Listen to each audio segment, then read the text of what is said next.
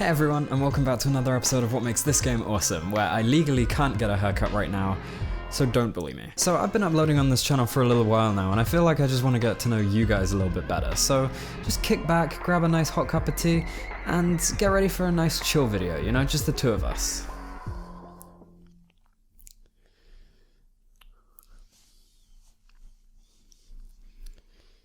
You like ducks?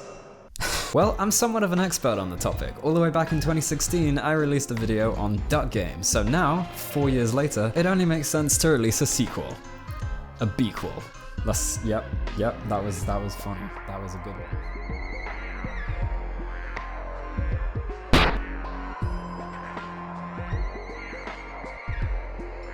First up, no, I'm not going to apologize for that awful joke, and you should expect more of them through the rest of the video.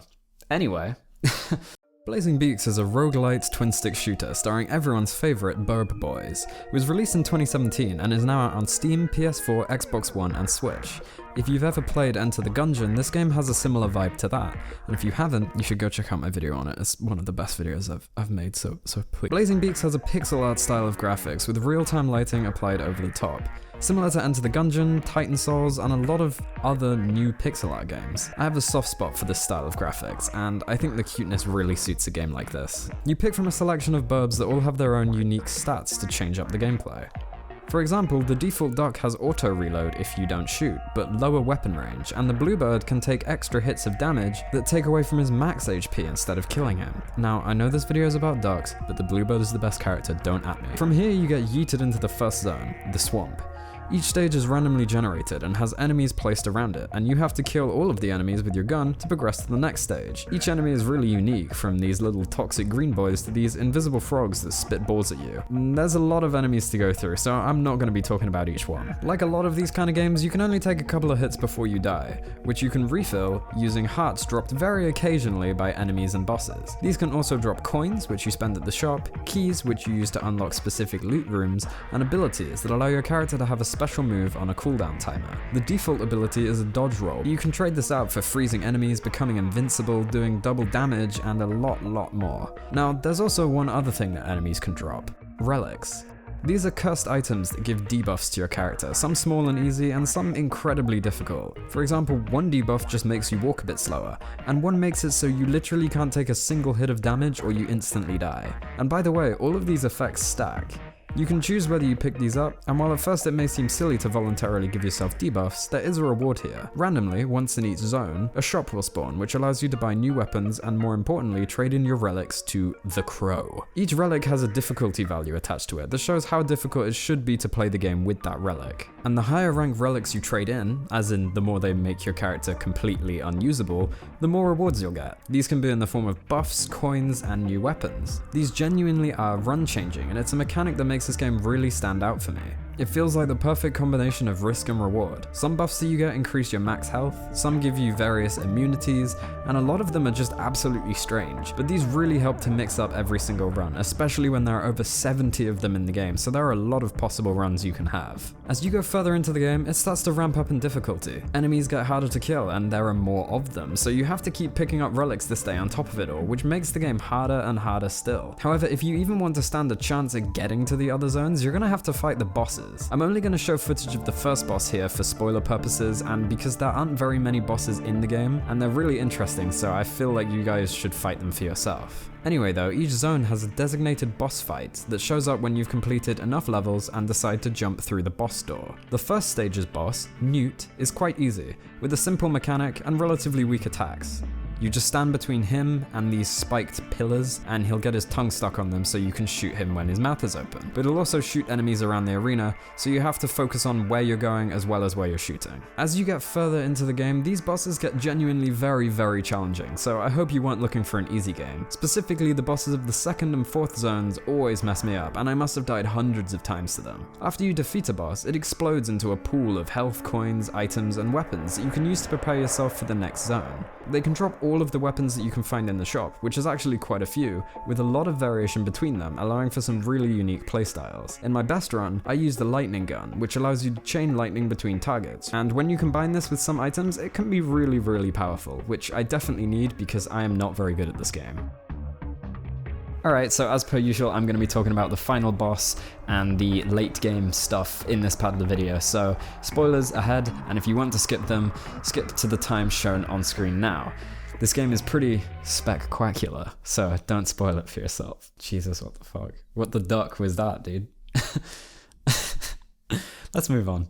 So by the time you've gotten to the 6th and final area, the Rift, you're probably quite strong. The bosses you've had to beat up to this point are pretty rough, and clearing Area 5's boulders and complete lack of any kind of lighting is a nightmare for anyone. So by the time you get to the Rift, the addition of the really strong new enemies isn't even much of a surprise anymore. I specifically find the peeps, the little blue guys that scream lasers at you, to be the hardest when there are a lot of them, but the hoaxes are also a nightmare to dodge with their swirly tongues. Ugh. The stack's ability to regen over time is pretty annoying to combat too, so even just getting around this zone is tough before you run into the boss.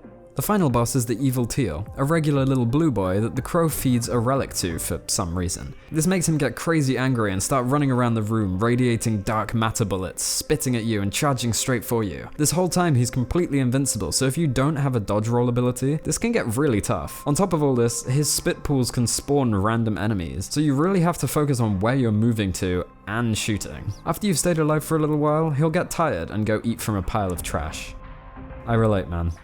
I relate. While he's doing this, you have to do as much damage as possible before he goes crazy again. This fight ends up being a challenge of dodging more than hitting, and definitely had high stakes for me when I was playing through it. Once you beat him, the game makes you fire one final shot into his corpse, dispelling the evil back into the rift. The cute little blue boy is still alive though, and runs to give the crow a hug as the game fades to black. From here, you unlock more characters and options, and since this is a roguelite, it does have some replay value after this point. All that said, I like this ending.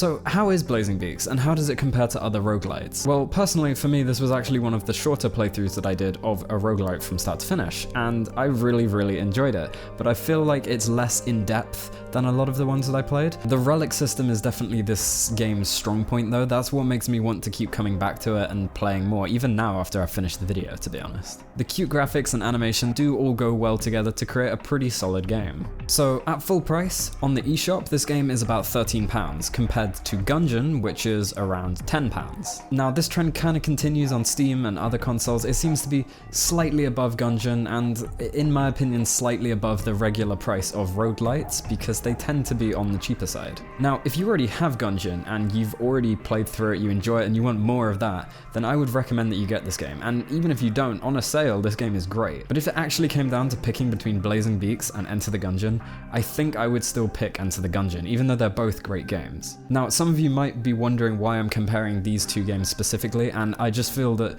Gungeon is an amazing example of what this style of game should be like, so I really want to compare other games in the same kind of genre to that because that's my experience with Gungeon. That being said though, they are distinct games. They are in the same genre and they have a similar, although still distinct gameplay loop, and I feel like I really need to reiterate that no game copied from the other or anything like that. I just feel that they're similar enough games where I directly need to compare these two. But honestly, both of these games do some things better than the other. For example, Blazing Beaks has 4-player co-op, which Gungeon doesn't have. Gungeon only has 2-player co-op.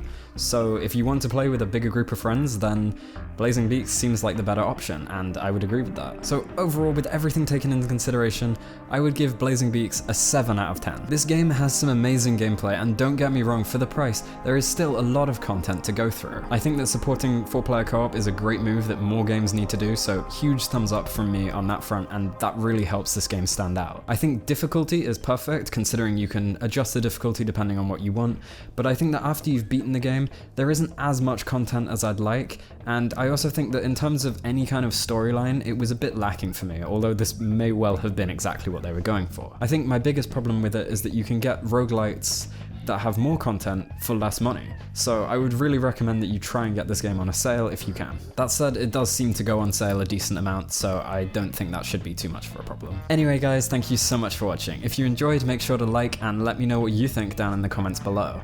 If you want to stay updated with the channel, make sure to subscribe and check out my Twitter, link on screen now and in the description. I'm kind of being bodied by uni work at the moment, so I'll try and have another video up as soon as possible. So I'll see you then.